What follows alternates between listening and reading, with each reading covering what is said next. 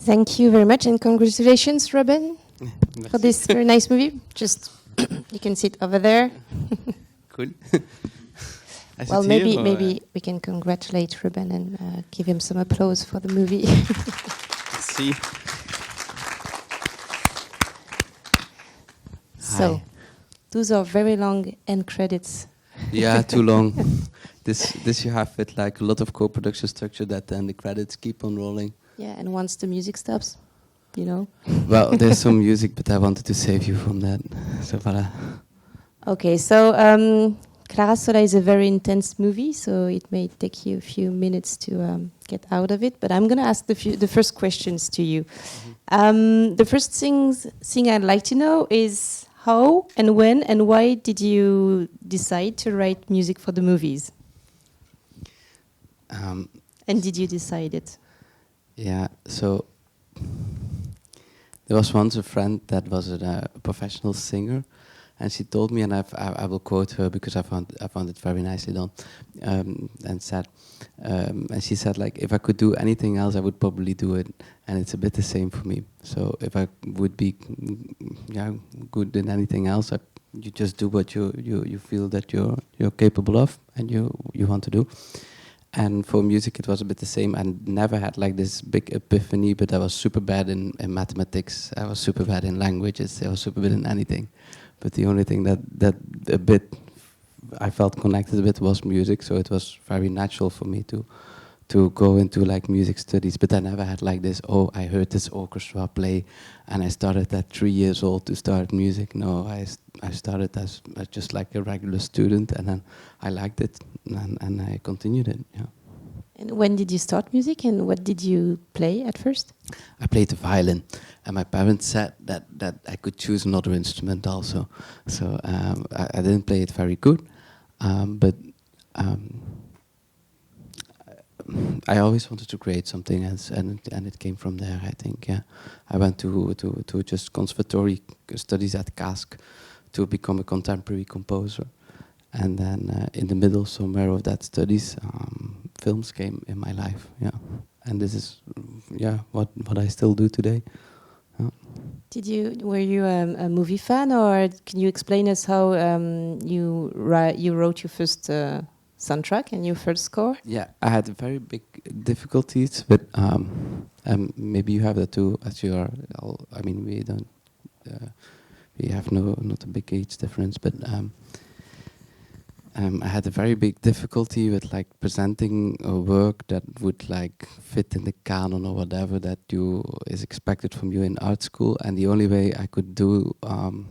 I could find something useful to translate into music was to have a visual image. So I started by writing music that would, for example, represent a Pollock or represent Magritte, or, I mean, very, if I think about it again, it's super arrogant, but like, for example, would present Rothko, and what are the qualities from that image that you could present in music, and how would you do that? So I started from there. So then an animation director came to contact me because he saw my work, and then this animation film won Annecy, the film, and this was like in my third year of studies, something like that. So yeah, then it started actually, and it was very natural because an animation film seemed normal because it was also a moving painting, so that was nice. It worked for me. And then you kept on working on animation movies, or what were your other projects after that? In the beginning, I only did animation movies because I wanted to. This was also interesting because, like, with an animation movie, like the director always makes a very particular choice in like technique. So he chooses or to work with painting or 3D or whatever he wants, and this is like a very good start for music. To think like how would painting sound and how would like a drawn line sound, and this sounds fundamentally different. So this is also like a challenge for like fiction films that are not animated, like to think of like, okay, how can this project sound fundamentally different, not from a scripting phase, but from like what the dreams and the ideas are from the director, how it would look visually, to translate that into music. And this is what happened with the animation, actually. Yeah. So you start writing music from this material, from the director. How would you describe your job, score compositing, and how different is it from writing like usual music or orchestra music or avant-garde music? How different it is from that? There is a very big difference, and the art of cinema is a collaborative art.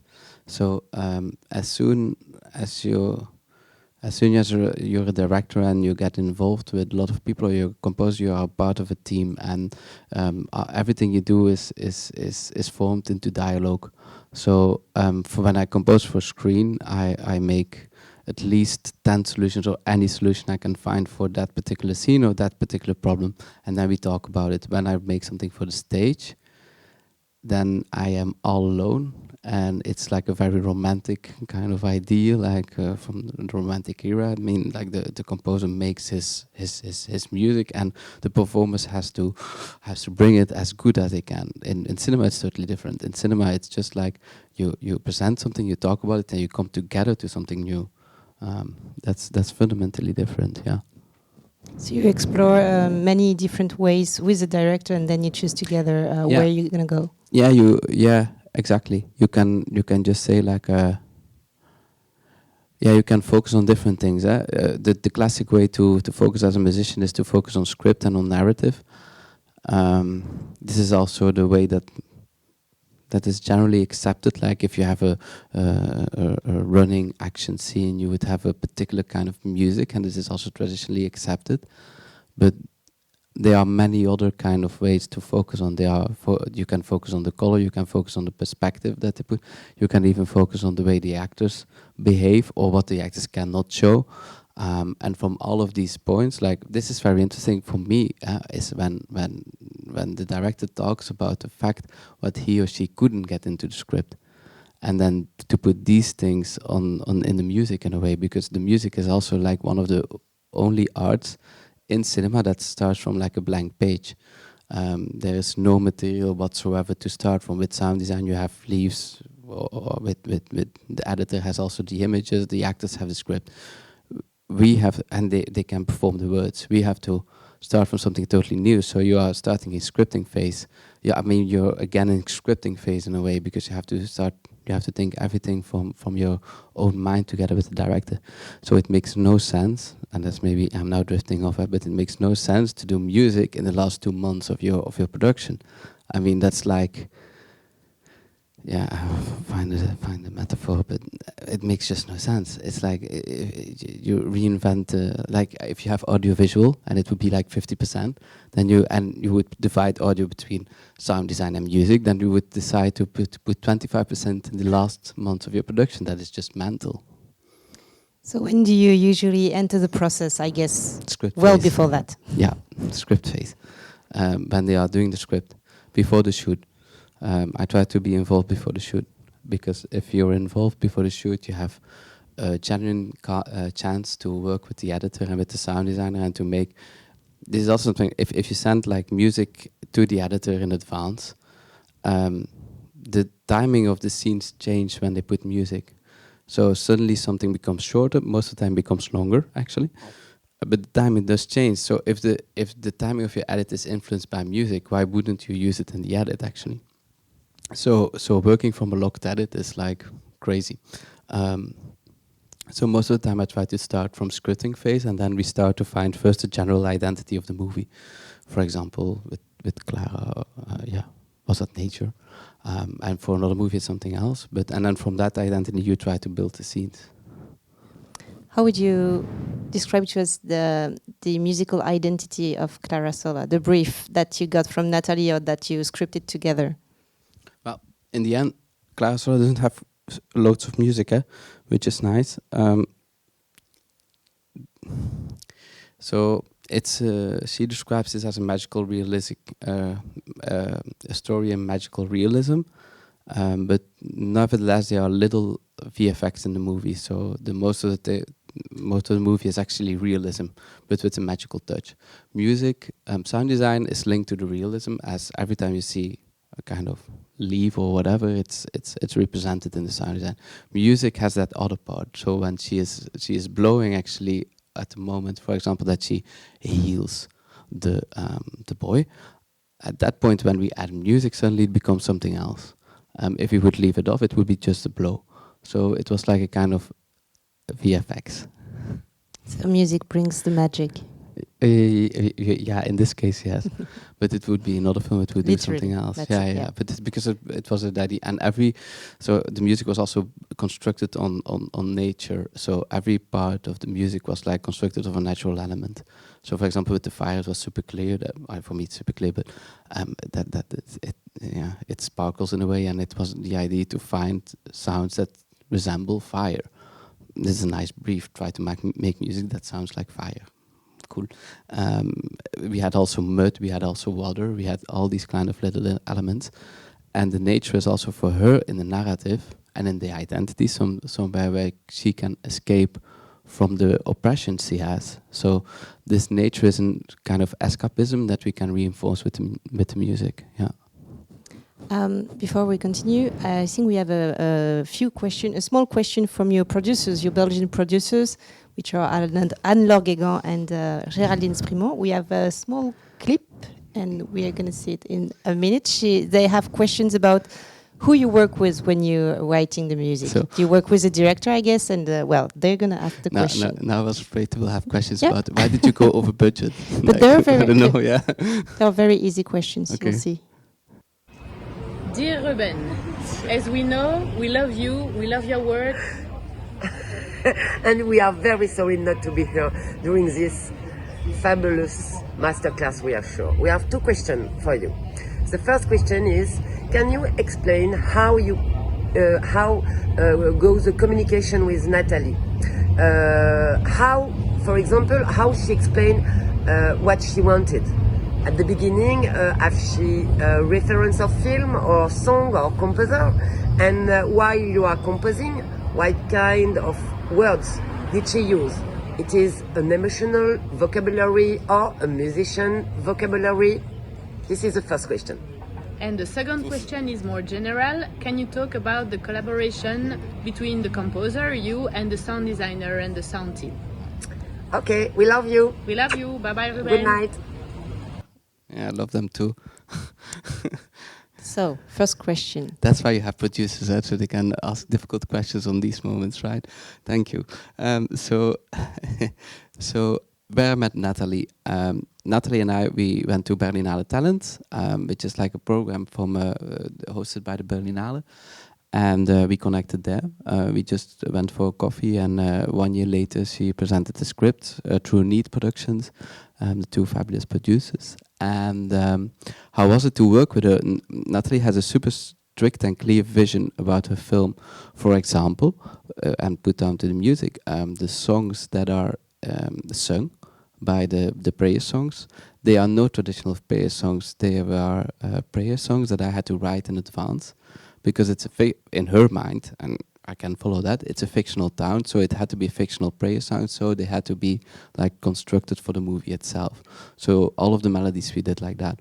Also, we worked on a lullaby that never ended up in the movie, but we did finish that, and it was shot. So we started actually quite early with working together, and she's quite detailed about things. She has a very strict and very clear vision. I think we will see very good films from her in the future. But of course that has another side, because like sometimes you are so close to the work. It's like this expression that you don't see the forest anymore. You know, you're so close to it that it's very difficult to take a distance from it. And at a certain point, we started to put weeks in between mixing sessions, just to have more time to take distance from it. Both of us, like me and Natalie. And how did I work with sound design? I worked very good with sound design. They are great people. They are super good. They are based here in Alia Jacta, in Brussels. Yeah, I told her in advance. Actually, I made a mistake in regard to working together with sound design. I mean, they are super good. But for example, when you have sound design, they have they put frequencies in the same spectrum as you. So you have the audio spectrum, and they put, for example, frequencies. If you have leaves, they are rather on the high end, or forests are rather on the high end. An earthquake is, for example, rather on the low end. During the earthquake, there was a lot of music, but it was also written on the low end of the spectrum. So because of that, you just reinforce the same spectrum. So you're competing against each other. So for example, if I know that there's an earthquake, then I should like focus on the spectrum that they don't reach, like for example the high spectrum. And in that case, like you wouldn't have like low strings like I had, but you would have like, for example, high flutes or something else, or high stuff. And in this way we worked very closely together on several scenes, but apparently I missed some on the earthquake. I think myself about that, like, yeah. You also told me that you work a lot with the editor. Could you maybe describe this relationship and how do you work with her? It was Marie-Hélène Dozo on this movie. Could you maybe explain it? Yeah. So as I said, like I sent in advance like pieces even before the edit is done. We try to find the identity of the movie, and you have, for example, a sketchbook. I call it a sketchbook of like 1 minute pieces, of like 21 minute pieces. You send it to the editor, and the editor starts also to play with it just the same as you do. So I start to place them on scenes and try to see if we can reinforce the scene in a certain way, but the editor just does exactly the same. And then it's very interesting to come together and see what the differences are. At a certain point, we had like this magical quadrant in the post-production, which is like editor, sound designer, me, and the director. And we kept on like having like screenings with 4 just to try to make the movie work. But then the editors sometimes used my piece that I placed on another scene, something totally different, repeated it 5 times, reversed it, anything you can imagine. But this is just a way of communicating, like, and then I can go and try to understand what she wanted to say with it. Also, like, certain scenes became much longer because, for example, the scenes where she does that with the hand, this was not so long normally. This was much shorter. But because of music, you have some more breathing time and you can actually have it a bit longer without getting annoyed by the length of the scene. So in this way, we worked quite close together. Yeah. So she really uses your music as a material as well as the images she gets from the set. Yeah, not every editor will do that. She did, yeah. And that was super good that she did. I like it when they do that, when they are daring enough to cut up your music and even take stems from it. Stems are like separate instruments. Like, for example, you have the double basses separate and then everything's separate. And then they play just with the double basses or with whatever. And if they take stems and just start to play with it, I like that because it's all just, until the movie is finished, it's just a way of communicating with each other. So even if you don't like it, what they did with your music, or you don't like what they did with whatever you did for the film, it's just at that point a way of communicating. You have still the role, you have still the opportunity to put it to your hand and to work with it and to make something new for it that works for both of you.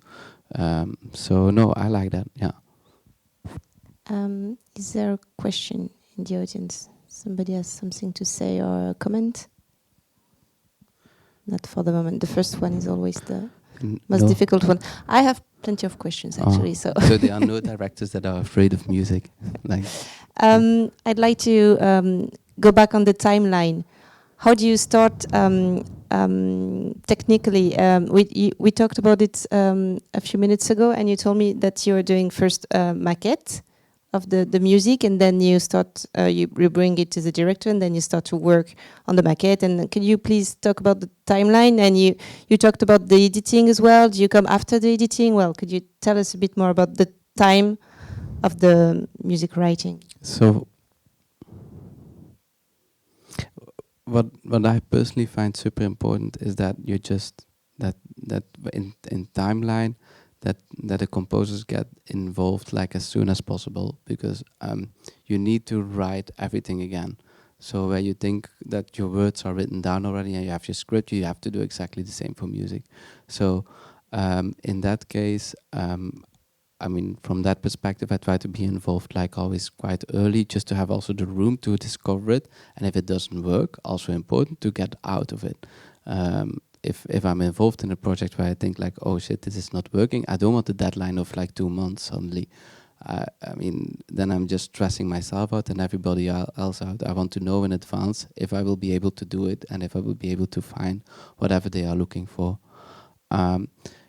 For example, for CLARA SOLA, where you have like quite clear identities on that nature part. So we try to find the natural elements in music before the film is shot. Why would we wait? We know there will be a fire. We know there will be like this strong relationship to the nature. Why would we wait with finding that?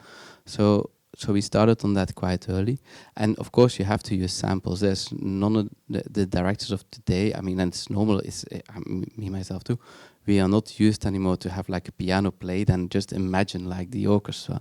So now you are using samples that are made by commercial companies that represent an orchestra, or that represent whatever you want to give in in music. Now the only thing that I have a bit of a conflicted relationship with samples, because samples are made, as I said, by commercial companies, and they are based on like trends. You have, I think, the same probably in visual arts with like VFX and like kind of things you can buy that make the image nicer. It's presented by a commercial company. So they are, and as they are hooking up into trends, they actually present you something that already works or already works for the audience of today. Now, at that point, when you use that, then you have to still be daring to then get away from it again and to go back into the studio with one musician and try to find something or a sound that is purely unique for your film. Because as long as you use something from a commercial company, then you're actually mimicking something else. But on the other hand, it's just how the industry at this point works. Everybody uses samples. You cannot get out of it. I try to make my own sample libraries now, which are like recorded sounds that I use myself and that I try to put in. I mean, I try to make always a new sample library per project. For example, this one, I try to make a sample library with wind and with nature sounds, just like equalize them and use them on different instruments and make something hybrid. And this already fixes a bit of the problem, but it's still like with maquettes, you always have to watch out that the maquette doesn't become the end result. How do you choose the moment where there going to be music in you told us about the editor and the director. Do you choose all together? Do you have an idea when you read the script, or how does it work? Because there are very few moments actually of music in CLARA SOLA, but they are very strong because they're kind of like Clara's voice. So how do you work on that? There was more music, and it got cut, which was fine, because I don't mind actually, because in the end, you don't want to be the actor that like overperforms. You know, you want to be just part of a movie that works. So it's just the way people expect music to be heard, but that's just as strange as you expect an actor to be seen, or an edit to be felt, or a sound to be heard. I mean, essentially, you're just watching a movie. And indeed, in CLARA SOLA, there are very limited moments of music that we actually let in, because we felt that actually we were way much playing on the emotional part. If we left too much music in, it became a totally different movie. It became a very too easy or something movie. Sometimes it's good to leave things open to sound design, for example, and just let them. They are also super good in what they do. And again, with the spectrum, sometimes if you overload everything, then people are just super tired by the end of the movie. If you constantly give everything, it's like giving a full screen with everything on, like a lot of images or a lot of things filled. Then people will be tired, and sometimes it's good to leave some things out to save them up for the most important moments, and then try to color those. Yeah. There's one thing we often hear in the masterclass that we do, is that cinema is a collective art, and actually you shouldn't hear the music in the movie. You should just watch the movie, enjoy it, and you should not hear the music. Is it frustrating, or is it or does it mean that your work is done good? Or Yeah, I sometimes get these questions. It's like Q&A, and then it's funny. Then they say like, "Oh, I didn't hear the music," and I'm like, "Yeah, good," because that was exactly the idea. I mean, it's just like if I would be the actor and you would say like, "Oh yeah, I watched you play," and you just have like, I mean, nothing can be overdone in a movie. You have so many elements that you have to really balance them out. And essentially, if you don't hear the music, then it doesn't mean that you don't feel it. I mean, even in like movies that have even more limited music, think for example on David Lang with Sorrentino movies like the Great Beauty, like Annie Bellezza. If you take off the music there, I'm sure you have a totally different movie. So essentially, you're just contributing to a collaborative art form, yeah. And in this way, the movie becomes a bit of everybody, and that's also nice. So I don't see myself as too big of a composer, but rather like a kind of filmmaker or something, like just a part of the team, yeah. and shall the soundtrack be an object besides the movie, or can it be an object besides the movie? Yeah, that's the thing. You have like soundtrack releases. Like you can, I do believe when you listen to the Jurassic Park soundtrack that you hear like the dinosaurs, and when you listen to E.T. that you hear like E.T. and Harry Potter the same. So you have like these majestic soundtracks that represent the movie. I don't believe that when you listen to a soundtrack that you exactly see the spot where it is put, like on the movie. So I think a soundtrack represents like the general ideas that are inside of that movie. And then again, it's so important to create a soundtrack in advance where you like play on the concepts of the soundtrack of the movie rather than a specific scene. I mean, essentially to write for a specific scene is not so difficult. It's much more difficult to try to grasp what the film is about. Yes, I think these soundtracks have like a kind of big impact. I mean, every soundtrack of Ennio Morricone has like this impact. It's also quite linked to a certain era of filmmaking. I think nowadays people are way more subtle with soundtrack. And of course, yeah, for example, CLARA SOLA also exists on Spotify, and I myself hear the fire. I call it also fire. It's easy. And I believe that you hear the qualities of fire there, but do you really see then like the movie playing in front of you? No, I don't believe that. I do think it's particularly linked to the film, and in that way it has its right to exist.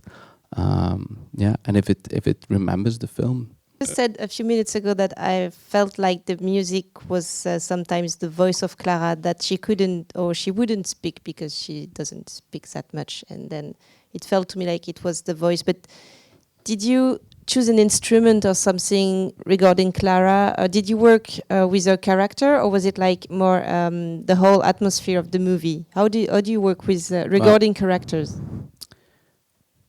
So Wendy was selected on not based on her acting skills, but based on the way she moved. Wendy is not an actor. Wendy is a dancer. She never acted before, just the same as the boy, the name. Yeah, I forgot the name. Santiago. Sorry, thank you. Sorry, Santiago. Same. It's a natural actor. He didn't act before. So Wendy was selected on the way that she moved. And we knew that she would be always conflicted because the way that she had to move, she had to fake that she had like a disability. And the only ways that she actually moves a bit more natural is when she is in nature. That's one of the only. So this made us like link the freedom or like the way to have it something magical and freeing on nature sounds and thus by music. So every music aspect was based on a natural element or a natural scene that we see. For example, when she goes to lie in the mud, where the nature's connection is very clear, the music is really, they are mud sounds and sounds of like water like inside.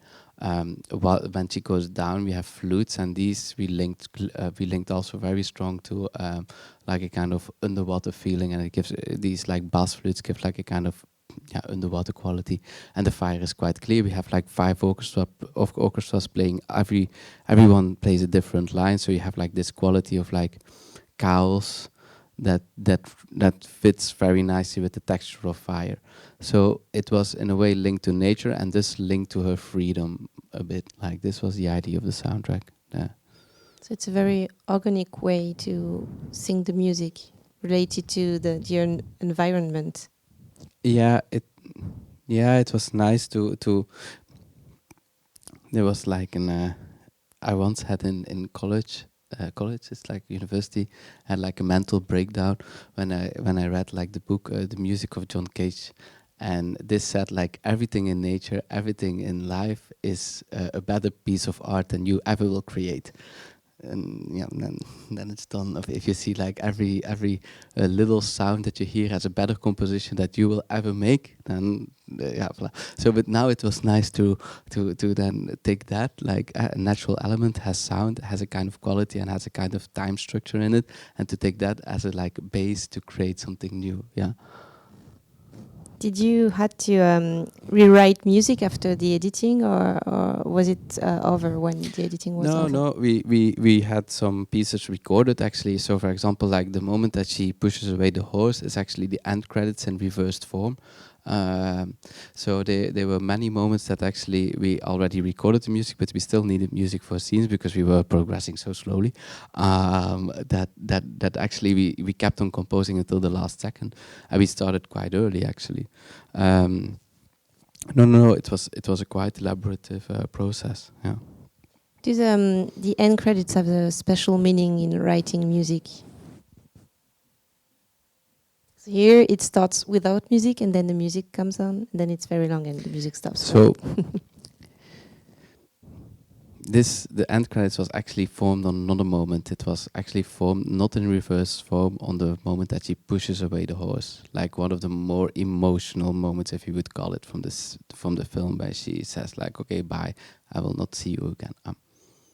A goodbye. For me personally, and this is also from a technical musical point of view, these end credits are not super emotional. But for Natalie, and this we discovered later on, she linked emotion not to like harmony, what we normally would do in music, like a kind of structure of chords, but she linked emotion to like low tones, and there were loads of low basses in these end credits. So suddenly, everything that I learned in like school about what is representing emotion in music is, from a personal perspective of the director, suddenly different. So the end credits were actually meant for that place, for like the most emotional point, but we put them to the end credits, so it opens up a little bit the ending and refers back to that without making that scene too hard. But actually the ideology or the idea after it was not formed by myself. It was actually by the personal feelings of the director, which is just reality. I mean, if you work with a director and he or she feels like that, it's just the way it works. I mean, and even if you learn different in school, tant pis. Yes. Yes, I have a question. For this film, you told us that you met Nathalie at the Berlinale Talent. So it was clear that you wanted to work together, but as you said at the end of the credits, yeah, a lot of it's for co-production, 3 countries, and I think that a lot of time the composer is come with a co-production part. So you don't choose to work with, but somebody they come to you to work on the film. You're young, but did you already experience this? No, it's a super good question, because actually Natalie had to convince the producers, all of the producers, to work with me. As I was at that point, I was 27 or 28, I don't know. And for the co-production structure that was in front, this was like quite of a guess to start to work, I think, with somebody who I did 2 feature films back then, not as wide co-production as this one.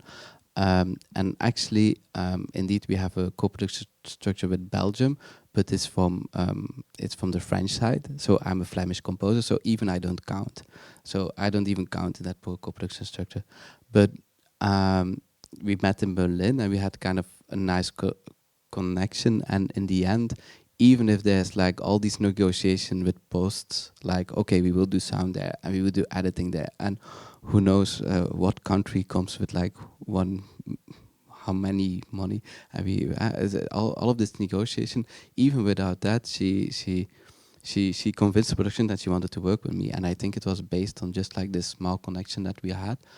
And I also said to her, like, if I cannot do it, then I won't, because I don't want to be stuck in a production where I cannot do it. I mean, that's the worst thing that you can have. I mean, you will go down mentally and professionally on every level.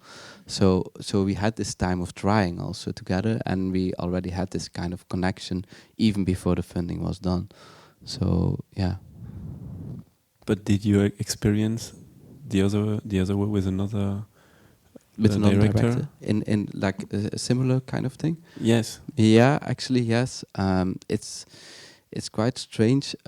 It's especially Belgium is like very hooked onto this like co-production structure, and then you have to negotiate really about the posts. But for example, in US, it's not a problem. In US, everything is almost private funded, and all the productions I have from the United States they just choose with whoever they want to work. So it's a really European problem in a way. But did I have that? For example, I was asked because of a co-production structure. Yeah, sure. But was I also deleted because of the co-production structure? Yeah, as well.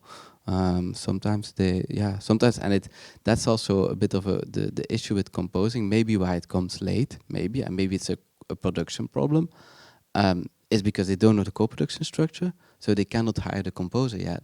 So it always comes way later when they start to think about post-production. So then these decisions fall, and actually composing is then on the late end. For sound design, it's less of a problem because you need the images. But for composing, knowing that you need to record, knowing that you need to mix, knowing that you need to edit, it's quite sharp. And in, for example, bigger teams now, for example, there's a production I cannot talk about, but it's with a bigger team. The reason we have a bigger team of 5 composers is because we can never finish it. Never. In 2 months, it's impossible to finish. And this is because I think the co-production structures just come too late, or the money just comes too late to hire everybody. Yeah. So how do you choose your project? When it comes not so late.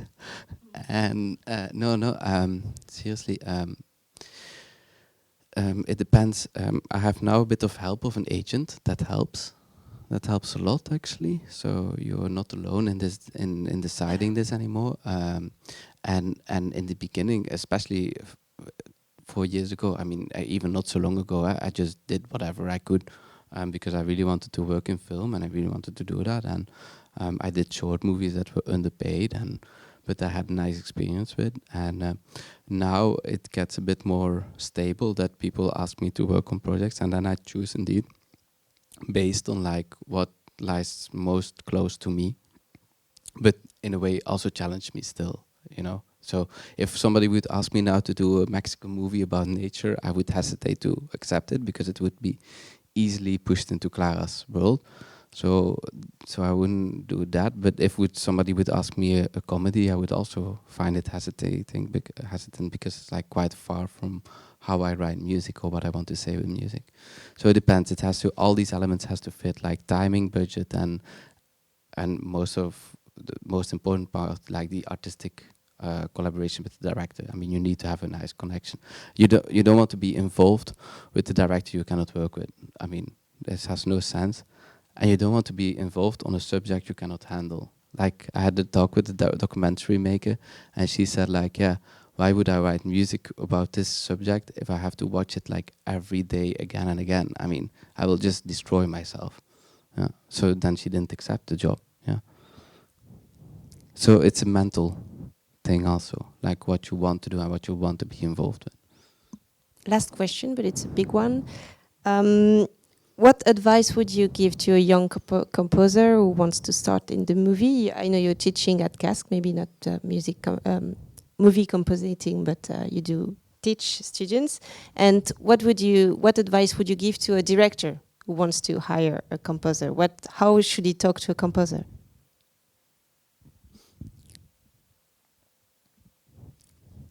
First advice Yeah. to the musician. So to the musician, but to the musician and to my students, we do this exercise where they have to pitch also to directors, because pitching is a big part of the job, and you cannot consider what you make as sacred when you present it. That's the biggest advice I can give. Like don't consider it like the best work you ever made. Just consider it as a perspective, your idea on something, on the vision of somebody else. So you need to have that dialogue, and you need to be open in it. You also need to present more options so the director can feel at ease to talk about it. If you only present one option and he or she finds it bad, then it's a very awkward situation. If you present 8 and they find it all bad, then you know you're not the right person for it. That's also good. And if they find one thing good in 8, then you have something to talk about, which is also good. But never present one thing. And to the director, I would just say, yeah, start as soon as possible, because like you have a lot of young directors, and it's kind of style and a trend to run away from music, to say like, oh, I want to make this film, but music is too heavy, too emotional. But it's most of the time that it, in my opinion, it comes from a kind of fact that they link it to like other movies they know where music is indeed very present, but it doesn't have to be very present. And because of that, and because it comes traditionally quite late in the process, they try to push it off. And I would say overcome that fear and just try to work with a composer quite early to find the concept that you find interesting in your movie, also in the music. And that's easy. You can easily make, not easy, but you can think about making music that sound anything you want, actually. Like if you think hard enough of how you would represent things, you can easily find a musical solution for it. Not easily, but you can find a musical solution for it. And you can then talk about it. Okay, well, thank you very much, Ruben. Clara Sola will be released next week. It will be screened in the Palace. So if you liked it, talk about it to your friends and family. That's very important, especially for this kind of movie, so they can have the audience they deserve. Thank you very much. Thank you to stay, fellow Belgians. I hope we'll see you next month for the last masterclass of this year. Thank you.